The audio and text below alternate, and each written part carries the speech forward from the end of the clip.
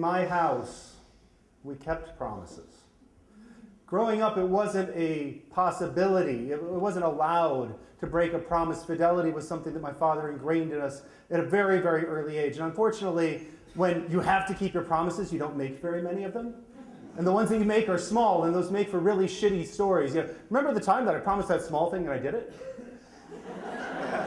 But luckily, my parents utilized the gray areas.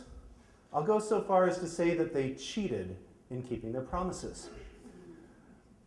My oldest brother, when he was 16, wanted nothing else in the world more than to have a car. Like most 16-year-olds, he wanted the freedom and everything that went with that. He had his driver's license and he could drive my parents' car, but that was not cool. He wanted his own car. So he begged my father, and he was relentless. He didn't give up. And finally, my father said, okay. But you know what? Your grades are horrible. You've got to bring them up. I promise you, if you hit the honor roll, you will have a car to drive.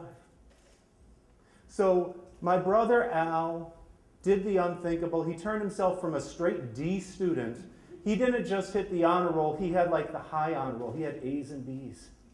He went to tutoring, got 8 hours of sleep every night, gave up so much, came home with a report card, threw it on the table, said, "Dad, I hit the honor roll. We're going car shopping." My dad said, "No, we're not. I promised you you'd have a car to drive. There's a car out in the driveway. You can drive it whenever we're not using it." Yeah, I've never seen my brother's face turn so red. I've also never seen an honor roll student's grades plummet so far. But we learned to pay attention to what was actually promised versus what we thought. Now, when I was in middle school, I grew up in Illinois. We didn't have beach week when you were in high school. What we had was when you graduated from middle school, we went to Washington, D.C. after graduating from middle school. Right? It was a big deal. You got all the monuments and the museums, but most importantly, you were loosely supervised with a handful of chaperones. It was the first time you were really away from your parents. And I was so looking forward to this trip. And it was the night before the check was due, and we were sitting in the kitchen eating dinner, and we hear these drops. It sounded almost like dripping water, but it was coming out of the rec room, and there shouldn't have been any water in there. And so we went and we turned on the lights, and we found out it wasn't water. It was, in fact, ants falling from the ceiling. I learned that day that carpenter ants have a 7-year time frame. When a new hive is started, it takes about 7 years, and then the hives mature, and every female ant in the hive leaves the hive, grows wings to start their own hive. So we had a 7-year-old mature carpenter ant hive in our roof. Yeah, so there went that check, right? There were tears. I'm not ashamed to admit. And nobody wants to see their kid cry, right? My mother looked me in the eye and said, "I promise you, when you graduate from high school, you'll go to Washington, D.C. if I have to carry you on my own back." So it was my junior year of high school when my parents announced that we were moving to Annapolis.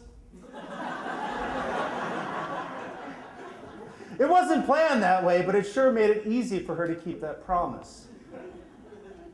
But there was one promise that was constant in our house. And it was one where there was no cheating. And it was one where there was no gray area. And that was my parents' marriage. They stood at an altar before I was born and said, "I do. For richer, for poorer, in sickness and health, until death do us part." And a few years ago, after 56 years of marriage, death took my father, and they parted.